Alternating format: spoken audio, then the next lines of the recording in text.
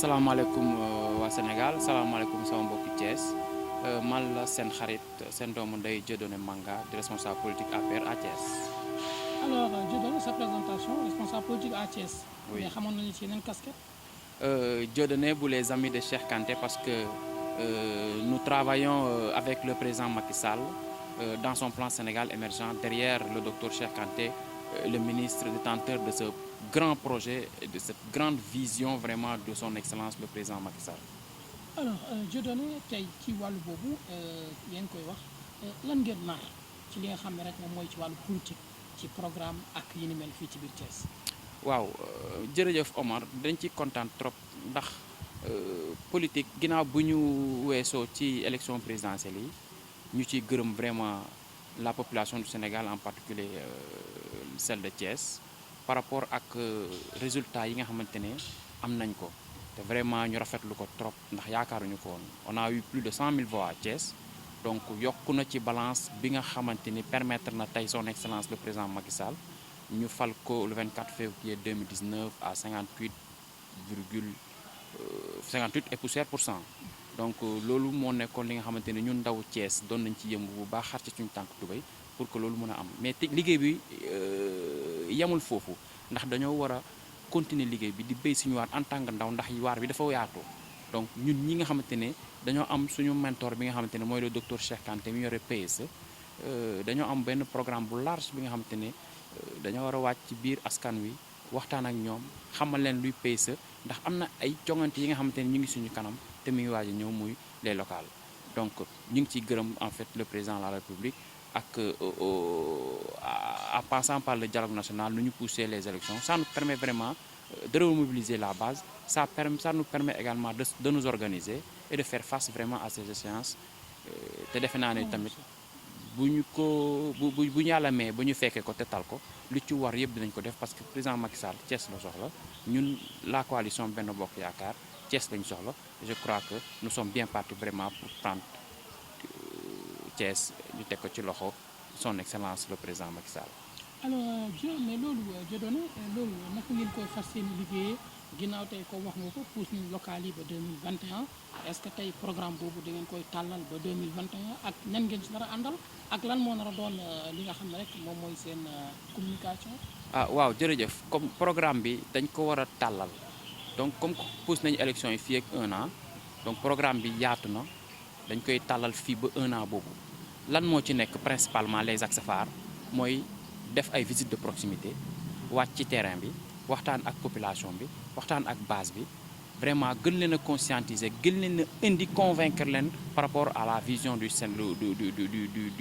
président Macky Sall dans le plan Sénégal émergent mais également vulgariser ses réalisations. N'oublions pas que le ministre du PSE en l'occurrence le docteur Cheikh Kanté ba mu ñëwoon fii def la tournée institutionnelle il a dit que lors de des conseils décentralisés à Thiès bu Macky Sall ñëwoon def fii nii les promesses yi nga xamante ne tenir nañ ko ça a été réalisé à hauteur de 115%. Donc loolu muy li nga xamante ne dans le département de Thiès dañ ko rafetlu ñu koy saluer mais dañoo ne liggéey bi yemul foofu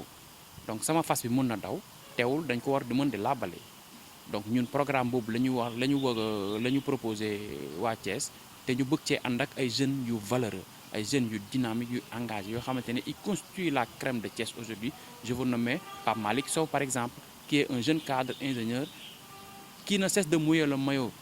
pour le président Macky Sall mais également pour travailler pour le développement de ce cher Sénégal. Donc programme bi en grosso modo c'est des visites de proximité. Mais ban commune ngeen ciblé c'est la commune nord est ouest ban commune. En fait béy ci sa wéyam tànk d'abord donc dinañ tàmbalee ci commune nord parce que ñun foofu lañ ñu xamee foofu la suñu base naturelle nekk mais dañ koy yaatal ci 3 communes yëpp ba ci département bi parce que jàpp nañ ñu plan Sénégal émergent les réalisations du président ça touche au-delà de la zone nord et des 3 communes mais dem na ba ci département bi donc dañ koy yaatal di ci woo invité tamit tous les responsables politiques ak toute la jeunesse de Thiès et toutes les femmes ñu ànd ak ñun vraiment ñu dem pour vulgariser les réalisations du président en faisant des visites de proximité et de courtoisie pour remobiliser la base, leur conscientiser et leur dire vraiment que il y a des raisons vraiment d'espérer par rapport à cette vision du président Macky Sall. alors tey bëri na ci askan bi ñuy wax ni dëkk bi doxul affaire yi dafa tardé dafa taga tembe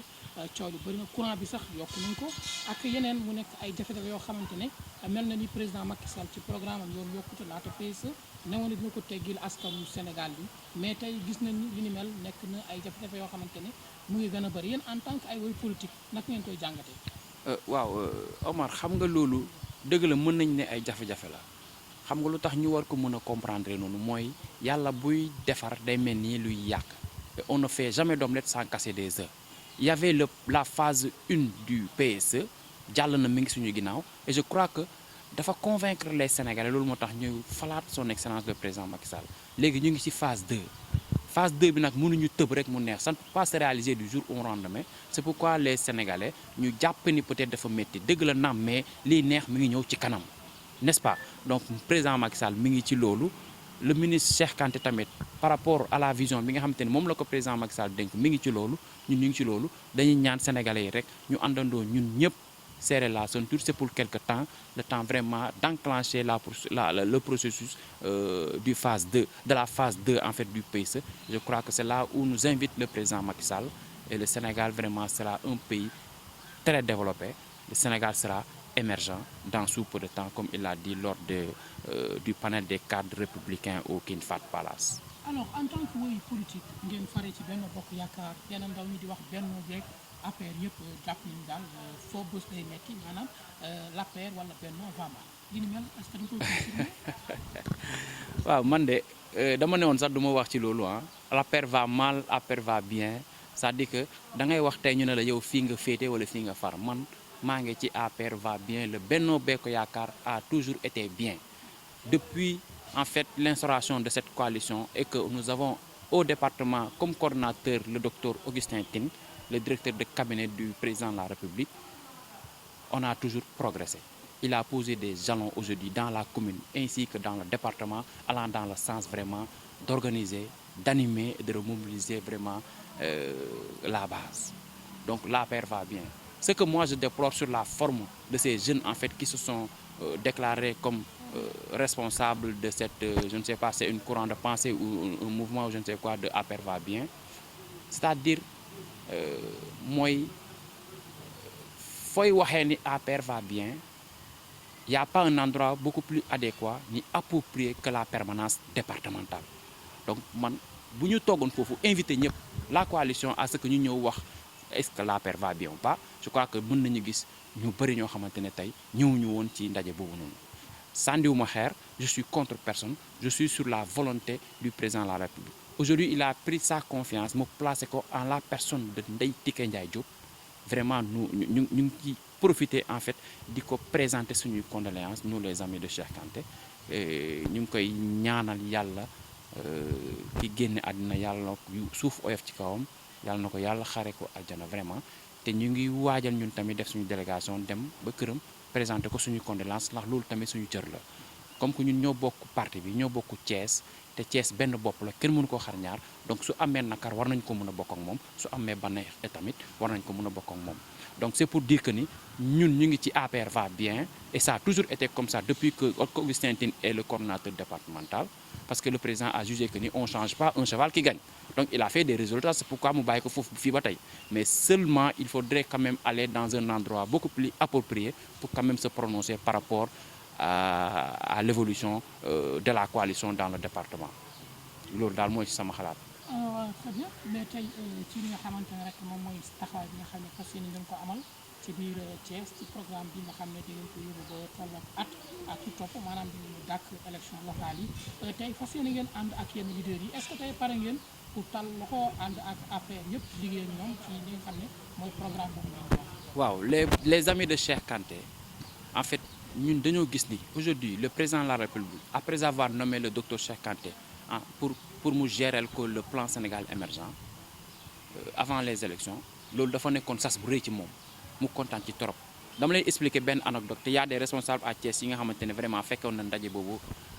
ba mu nekkee comme directeur général au port autonome de Dakar ñu toogoon ci biir Saloum ma ne ko monsieur le directeur général dañ lay dàkkantelee Cheikh Kanté yaa baax Cheikh Kanté yaa décanté situation bi ma ne ko jàppal ni man mii Dieudonné Manga décanté woo benn situation mais Omar jour boobu gars yëpp tëb jàpp seen gémmiñ ñu ne wax naa musiba ma ne leen déedéet def leen ndànk ko ñu ne ma lu tax nga wax loolu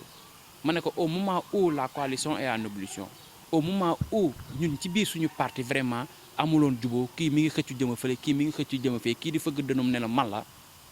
loolu war nañ ko régler kon waruñoo wax fii Cheikh Kanté moo décanté situation bi 2019 mi ngi ñëw xamaguñu nu muy demee su fekkente ne vraiment falaat nga président Macky Sall dinaa fi ñëwaat ne la Cheikh Kanté kon lu ñu lay dàkkantele yow yaa décanté situation bi ma jàpp ne yow yaa décanté situation bi et vraiment l'histoire nous a donné raison ou du moins lui a donné raison parce que ba mu génnee au port autonome de Dakar président Macky Sall dafa ko jël PSE muy sa vision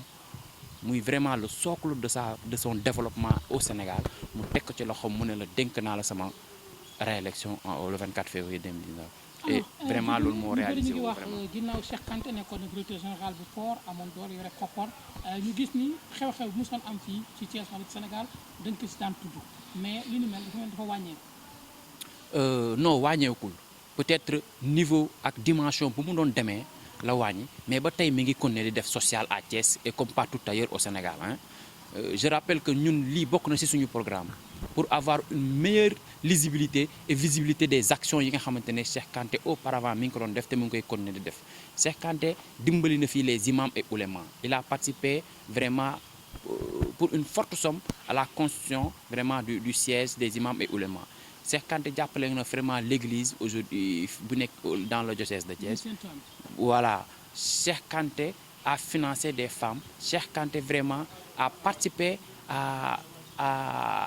comment dirais-je à la création d'emplois par rapport à des jeunes habitants à Thiès vous comprenez donc il a fait beaucoup de choses yoo xamante ne tey jàpp nañu ni waruta naax saay dañoo war a xoolaat loolu mu def ñu jaaraat dem seetiwaat ñooñu leneen carrément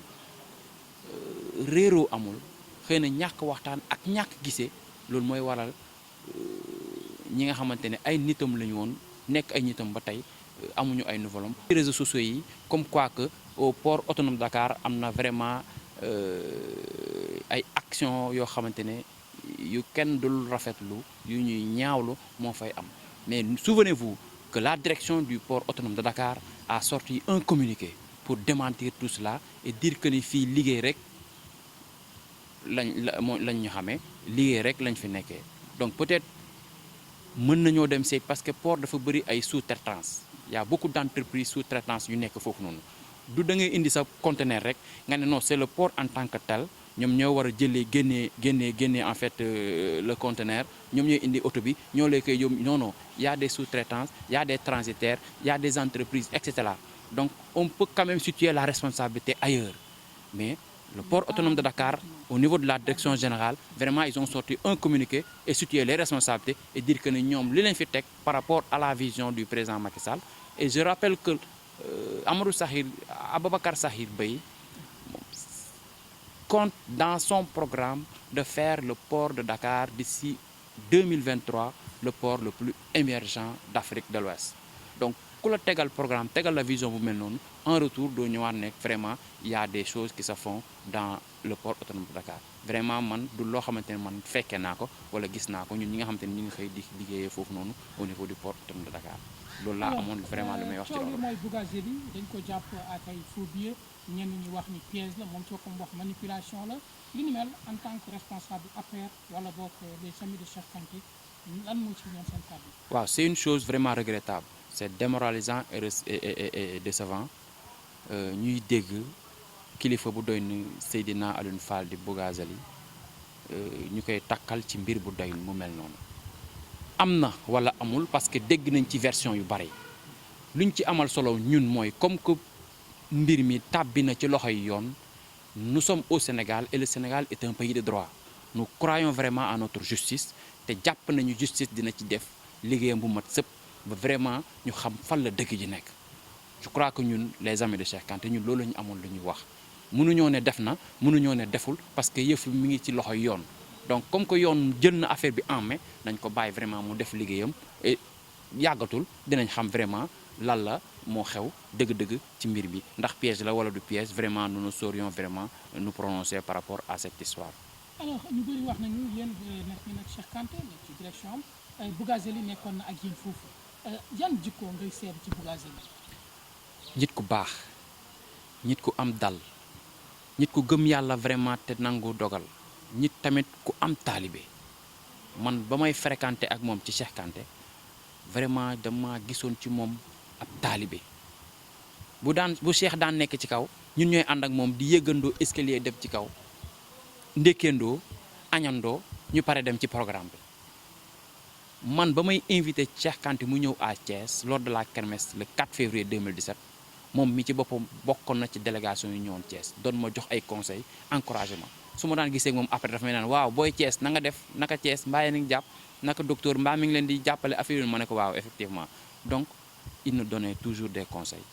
mi ngi doon wax jàppaleen président Macky Sall vision bi mu teg amul keneen ku ko teg te amul bu demee tamit kenn ku ko gën ku ko fi mën a wuutu donc ci loolu rek la ñu doon conseillé ñu doon tamit encouragé duñu félicité suñu fidélité bu ñu am derrière le docteur Cheikh Kanté. waaw parce que bi mu nekk pour DG ñu bëri bàyyi nañu. waaw ñun nag c'est important fi nga laal noonu Omar parce que ñu bëri dañoo gis ni nekkatul directeur général donc vraiment nañ ko bàyyi dem tournée ji feneen ñun defuñu politique boobu ñun éthique ak déontologie moo ñu animé ak idéologie certes moom Cheikh Kanté c'est le Baye Fall du président Macky Sall ñun ñu am ay qualités yoo xamante ne tey moo tax ñu ànd ak moom di liggéeyal son excellence le président Macky Sall mais ñun ba ñu jàppee démb ak tey varié wuñu nous sommes constants sur nos propos nous sommes constants également sur la démarche derrière le docteur Cheikh Kanté et dinañu continuer di am constance boobu noonu parce que dara du tax tey ñu koy changer du xaalis du alal du dara dañu ko gëm son excellence le président Macky Sall jàpp ni le docteur Cheikh Kanté mooy ki nga xamante ne moo mën a jëme vision Macky Sall bi ca kanam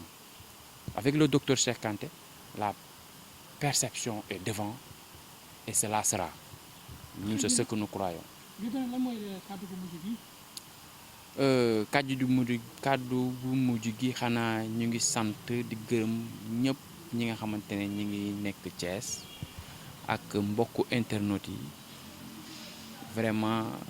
di remercier tous les responsables ak tous les amis de Cheikh Kanté ñuy ànd ak ñun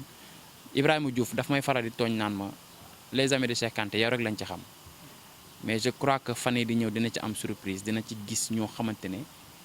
carrément dina xam ne les amis de Cheikh Kanté du man kese mais ñu bëri la xëy na man rek la ñu gis te man rek maay feeñ di la remercier Omar vraiment ci liggéey bi nga xamante ne yaa ngi koy def parce que dama koy wax à chaque fois dañ la amel njukkal ñun les jeunes et les responsables politiques à Thiès ku fi siw tey yow yaa ko siwal wala boog participer nga ci à ce que mu am visibilité donc loolu warul ñu di ko fàtte dañ lay remercier di la sant di gërëm le docteur Cheikh Kanté vraiment ci engagement ci tamit kóllëre bi nga xamante ne ñun ak moom mu ngi koy dundal di ko doxal boobu ba tey ñi ci ànd ak moom di renouveler suñu engagement ak suñu confiance envers lui pour que ñu mën a ànd liggéey Sénégal derrière le président Macky Sall loolu daal moo amoon li nga xamante ne moom la ñuy wax ci di gërëm di sant tout le monde. Merci.